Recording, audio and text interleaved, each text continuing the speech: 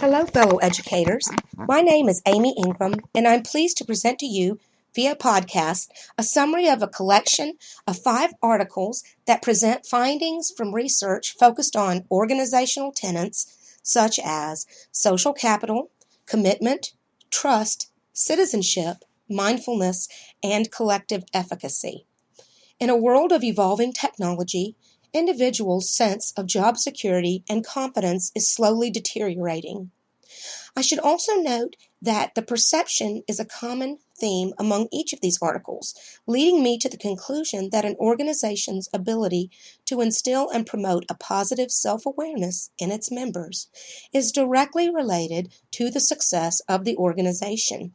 The purpose of this podcast is to provide listeners with explanations of why the concepts and theories discussed in these readings are important to the health of any organization. Additionally, I will offer 3 activities that can be implemented to improve 3 of the 5 above-mentioned aspects of an organization. Chao Kin Chong and Raymond Kwok Hong Chan discuss in their article, Social Capital as Exchange, its contribution to morale, the implications of applying the opportunity theory versus the exchange theory as they relate to the measurement of social capital and how these theories affect the morale of an organization. The article reveals results on research to discover from which of the 2 theories the group can most benefit. It would be advantageous for the administration of an organization to adopt training policies and establish a working environment that incorporates practicing social capital as exchange to improve the well-being of the individuals, thus improving the overall health of the group. I quote, "Social capital hinges on helpful social relations to enable the acquisition of information, resources, and other forms of capital in productive work and the regeneration of capital." End quote.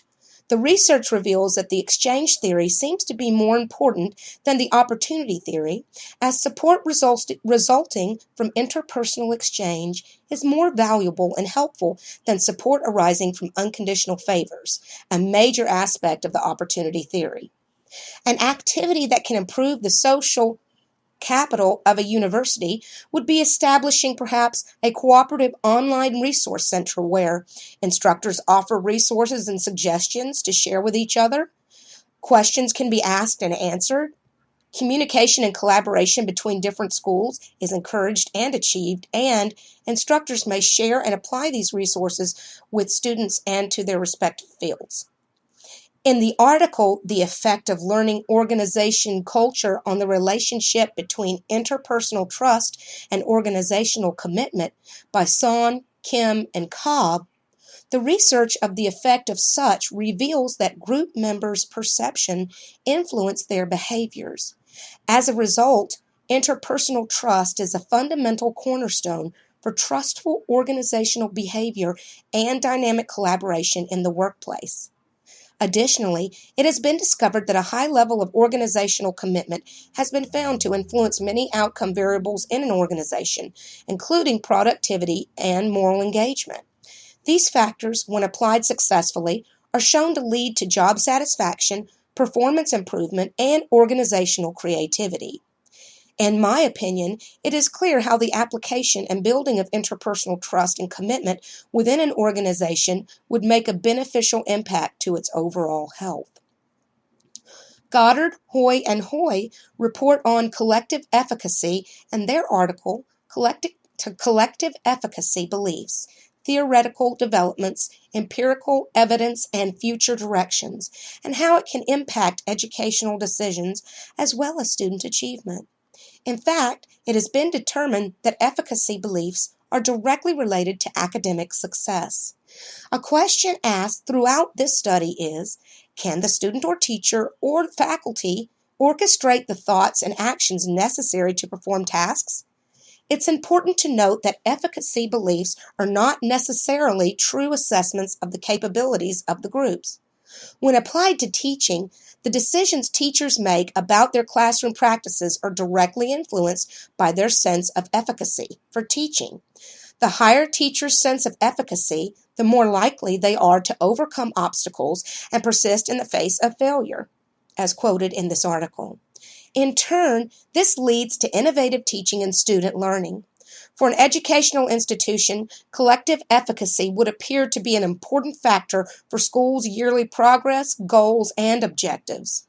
Therefore, it would also be advantageous for a university to offer resources and promote collective efficacy through sources such as mastery experience, vicarious experience, social persuasion, and affective state.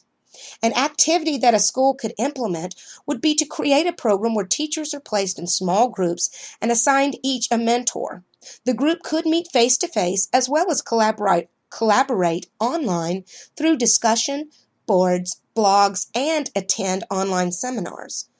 Through the process of support and sharing, teachers will be more likely to maintain and strengthen their feelings of collective efficacy. School mindfulness and faculty trust, necessary conditions for each other. An article written by Hoy, Gage, and Tarter discloses an important factor that fosters security in teachers, principals, and administrators leading with mindfulness and promoting a culture of trust. The leadership applied in an organization sets the tone for an environment conducive for mindful activities and discourse. New experience and ideas, not mindless acceptance of old or current policies and teaching methods, are vital to the success of an educational institution, preparing students with 21st century skills necessary to thrive in today's society. And these innovative practices will only be possible when teachers feel free to challenge ideas and practices, as well as provide input for the good of the group. One activity that can be implemented to improve mindfulness and trust in a university would be to create a weekly e-newsletter and or a video cast for teachers created by teachers. In the e-newsletter or video, a mistake or failure, so to speak, could be highlighted each week and requested feedback from other teachers on ideas and solutions to the problem. The medium could also provide a tip for the week, encouraging quotes and new resources to give teachers new ideas in which to compare to current ones mindfully. These ideas can be implemented during or in place of a faculty meeting. In the final article, Fostering Teacher Professionalism in School, the Role of Leadership, Organization, and Trust, author Megan Shannon Moron states that the professionalism of teachers is directly related to the professionalism applied by the principal and or administrative leader in a school or organization.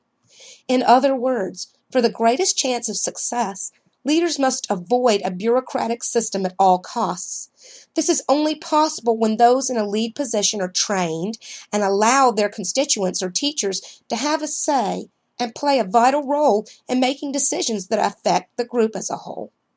Research reveals this strategy fosters stronger professionalism of teachers, greater energy and enthusiasm, and a greater trust in relationships with students and colleagues. The key to the success of fostering professionalism in an organization lies in the ability of the leader, namely a principal in a school, to lead this way. What can we learn from these articles and how can we apply the theories presented within? I suggest the following. Number 1, the success of an organization is contingent upon the health of its members. Number 2, the health of the individual members of an organization can be positively affected by the application of the theories presented in these articles, for which I provided a summary, such as employing trust, commitment, collective efficacy, mindfulness, citizenship, and social capital. Number 3, the theories suggested begin with action and examples set by the leader of the organization. For the continued success of an organization or school, it's important that we as leaders prepare ourselves and our most important commodities, the people that serve in our groups or school, to succeed. In order to do this, we must strategize ways to incorporate technological advances as well as new ways of training and empowering our teachers. Remaining informed, educated, and open-minded are crucial to moving forward in today's society and marketplace. 3 personal learning objectives that I am continuing to meet by completing this assignment are, number 1, communicate with local schools or leaders to offer data on tools for effective learning outcomes. Number 2, analyze data to determine success and appropriate use in schools. And number 3, offer support to leaders, teachers, and/or students. Thank you.